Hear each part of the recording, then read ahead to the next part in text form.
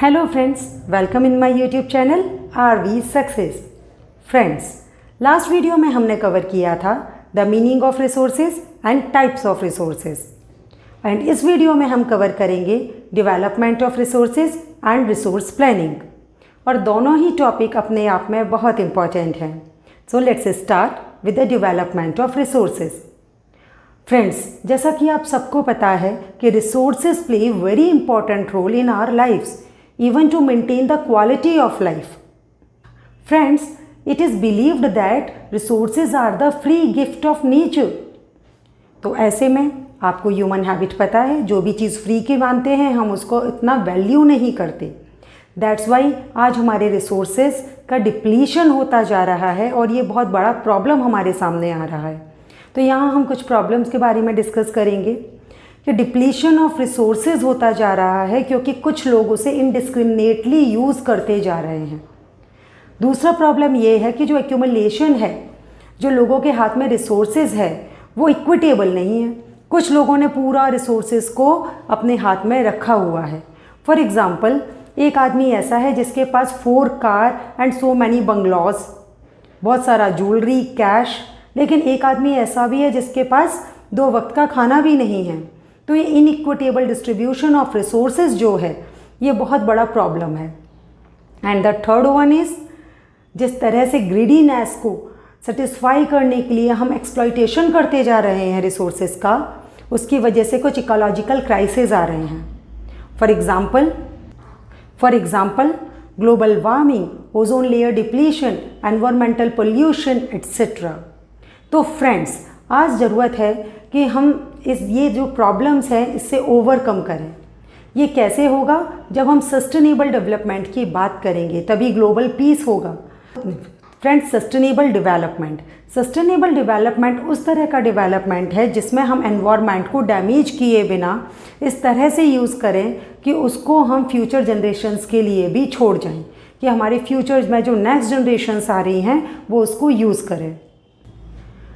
Friends, sustainable development की तरफ पहला स्टेप उठता है इन 1992 इन रियो डी जेनेरियो अर्थ समिट. फ्रेंड्स, इसमें मोर देन 100 हेड्स एक साथ इकट्ठे होते हैं जो डिफरेंट कंट्रीज़ को रिप्रेजेंट कर रहे हैं. और उनका टॉपिक क्या है, किस बात पर उन्हें डिस्कस करना है? About the ecological balance, about the sustainable development, about the earth. Friends, ये इंटरनेशनल लेवल का अपने आप में पहला अर्थ समिट था. तो प्लीज़ नोट इट डाउन. ये इंटरनेशनल लेवल का फर्स्ट अर्थ समिट था रियो डी जेनेरियो में इन जून 1992. इस समिट में urgent problems regarding the earth and ecological balance discuss किया गया, as well as socio economic development at the global level. ये इन 2 टॉपिक्स को लेकर के ये जो समिट था ये ऑर्गेनाइज किया गया. फ्रेंड्स, इस समिट में आए हुए मोर देन 100 हेड्स ने एक डिक्लेरेशन पर साइन किया. अब इस डिक्लेरेशन का नाम क्या था? Note it down. Declaration of global climatic change and biological diversity. इस डिक्लेरेशन पर सबने साइन किया. As well as 21st century के लिए उन्होंने एजेंडा 21 पर साइन किया. अब फ्रेंड्स, क्वेश्चन ये माइंड में आता है, व्हाट इज़ एजेंडा 21? तो लेट्स डिस्कस. फ्रेंड्स, 1992 में UNCD यानी United Nations conference of environmental development पर इन 100 हेड्स के साइन होते हैं. इसका मेन एम था कि जो हमारे यहाँ इकोलॉजिकल इम्बैलेंसेस हो रहे हैं, इन्वायरमेंटल डैमेज हो रहा है, इसको हम कॉम्बैट करें. पॉवर्टी है, डिजीज़ हैं, डिफरेंट टाइप जो स्प्रेड होते हैं लाइक द कोविड-19, इस तरह के डिजीज़ और प्रॉब्लम से हम ओवरकम करें थ्रू इंटरनेशनल कॉपरेशंस. इसके अलावा कहा गया कि इसको एजेंडा 21 को हम लोकली अप्लाई करेंगे, locally apply for the environmental protection. How and why? The reason is कि जितनी भी कंट्रीज़ हैं उनकी पॉपुलेशन अलग है, उनकी वहाँ की इकोनॉमी अलग है और वहाँ का जोग्राफ़ी अलग है. तो फ्रेंड्स, इसलिए उन्होंने इस बात की छूट दे दी कि आप अपने अकॉर्डिंग उसको डेवलप करें जो आपकी कंट्री को सस्टेनेबल डेवलपमेंट की तरफ लेकर जाए. तो this was the agenda 21 in 1992. So friends, now move towards the next topic, resource planning. Friends, resource planning की बात करें तो अभी हमने जो प्रॉब्लम्स डिस्कस की थी हम इनको कैसे ओवरकम कर सकते हैं थ्रू रिसोर्स प्लानिंग। अगर इंडिया का ही एग्जाम्पल ले लिया जाए तो इस एग्जाम्पल में आप देखेंगे कि हमारे यहाँ डाइवर्सिटी तो बहुत है और हमारे यहाँ रिसोर्सेज भी बहुत है, लेकिन उसका जो डिस्ट्रीब्यूशन है वो इक्वल नहीं है। जैसे कि अरुणाचल प्रदेश, अब्यूंडेंस ऑफ वाटर, छोटा नागपुर प्लेट्यू, बहुत सारा मिनरल्स। राजस्थान एंड गुजरात, बहुत सारा सोलर एंड विंड एनर्जी, लेकिन वाटर रिसोर्सेज नहीं है। कोल्ड डेजर्ट लद्दाख की बात करें तो अपने आप में उसका कल्चरल हेरिटेज है, लेकिन डेवलप वो भी नहीं है।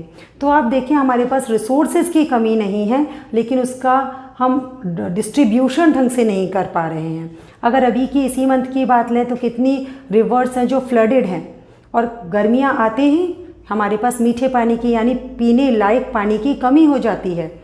इसमें हम कह सकते हैं कि डिस्ट्रीब्यूशन ऑफ रिसोर्सेज प्रॉपर नहीं है। तो हम क्या करें ऐसा जिसकी वजह से सभी तक प्रॉपर रिसोर्सेज पहुंच पाएँ। तो इसके लिए सबसे ज़्यादा ज़रूरी है resource planning. Resource planning in India की बात करें तो सबसे पहले इसके कुछ स्टेप्स हैं वो हमें फॉलो करने पड़ते हैं। तो friends, first is identification and inventory of the resources. अब ये क्या होता है? इसमें जहाँ भी रिसोर्सेज है उसका सर्वे किया जाता है कि रिसोर्स है कहाँ पे, उसका मैपिंग की जाती है, क्वांटिटेटिव एंड क्वालिटेटिव मेज़रमेंट किया जाता है। फ्रेंड्स, ये सारी चीज़ें एक चीज़ में कवर की जाती हैं, identification and inventory of resources across the regions. Second, evolving a planning structure. Friends, जब हमने आइडेंटिफाई कर लिया, सर्वे कर लिया, मैपिंग कर लिया कि ये वाला रिसोर्स यहाँ है, वो वाला रिसोर्स वहाँ है, फिर क्या किया जाएगा? उसके बाद किया जाएगा evolving planning structure. Planning structure में जैसे कौन सा टेक्नोलॉजी यूज़ करना है, किस तरह का लेबर लगेगा, उस लेबर के पास क्या स्किल होना चाहिए, ये सारी बातें हम डिस्कस करते हैं इवॉल्विंग प्लानिंग स्ट्रक्चर में। Matching the resource plans with the national development. Friends, अब हमने पूरा प्लान बना लिया कि हमारा रिसोर्स वहाँ पर है और हम उसको इस टेक्नोलॉजी से बाहर निकाल सकते हैं, पर एक इम्पॉर्टेंट चीज़ यहाँ पर मिस हो रही है कि हम जो रिसोर्स निकाल रहे हैं, जो यूज़ कर रहे हैं, क्या वो हमारी नेशनल डेवलपमेंट में हेल्पफुल है कि नहीं। मोस्टली रिसोर्सेज को निकाल कर यूज़ करने से नेशनल डेवलपमेंट होता है, लेकिन फिर भी मैच करना ज़रूरी है कि हमने इतनी मेहनत की और उस रिसोर्स को निकालने के बाद, इतना पैसा खर्च करने के बाद हमारा नेशनल डेवलपमेंट नहीं हुआ। तो थर्ड पॉइंट इसके मैचिंग को लेकर के है।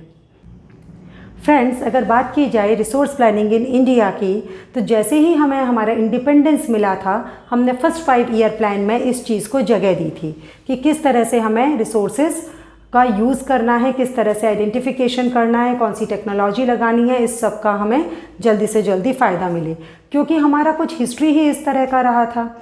हमारे पास इस तरह का एक बैड एक्सपीरियंस था कि किस तरह से जो फॉरेन इन्वेडर्स थे या ईस्ट इंडिया कंपनी थी, वो हमारी कंट्री में रिसोर्सेज की तलाश में आए और हमारी कंट्री का सारा रिसोर्स जो थे वो लेकर के अपने साथ चले गए, और हमें बदले में मिला पॉवर्टी, गरीबी। हम आगे ही नहीं बढ़े पाए और हम बैकवर्ड होते चले गए because of the colonial rule. तो फ्रेंड्स, ये ज़रूरी था कि हम पहले ये आइडेंटिफाई करें कि हमारे सारे रिसोर्सेज कहाँ कहाँ पर फैले हुए हैं, उनकी सर्वेइंग हो, उनका मैपिंग हो, एंड देन हम लोग उसका पूरा टेक्नोलॉजी यूज़ करें कि कौन सी टेक्नोलॉजी है हमारे पास, कौन सी नहीं है, and then finally national development की तरफ देखें कि हाँ, हमारा डेवलपमेंट हो भी रहा है कि नहीं हो रहा है। तो इंडिया का कुछ इस तरह का सिनेरियो था। अब हम बात करेंगे कंजर्वेशन ऑफ रिसोर्सेज की। Friends, as you know that resources plays very important role in human life. Resources के बिना इंसान कुछ भी नहीं कर सकता, डेवलपमेंट भी नहीं कर सकता। तो रिसोर्सेज को हमें डिप्लीट होने से बचाना है, कुछ हैंड्स में, फ्यू हैंड्स में एक्यूमुलेट होने से बचाना है। इवन गांधी जी ने भी कहा है, there is enough for everybody's need, not for anybody's greed. Even Gandhiji was against the mass production. Even he was in the favor of the production by masses. So friends, ये हमारा resource planning और development of resources का portion था। अगर आपको मेरा video पसंद आया हो तो आप इसे लाइक, शेयर और सब्सक्राइब करना मत भूलिएगा। Thanks for watching.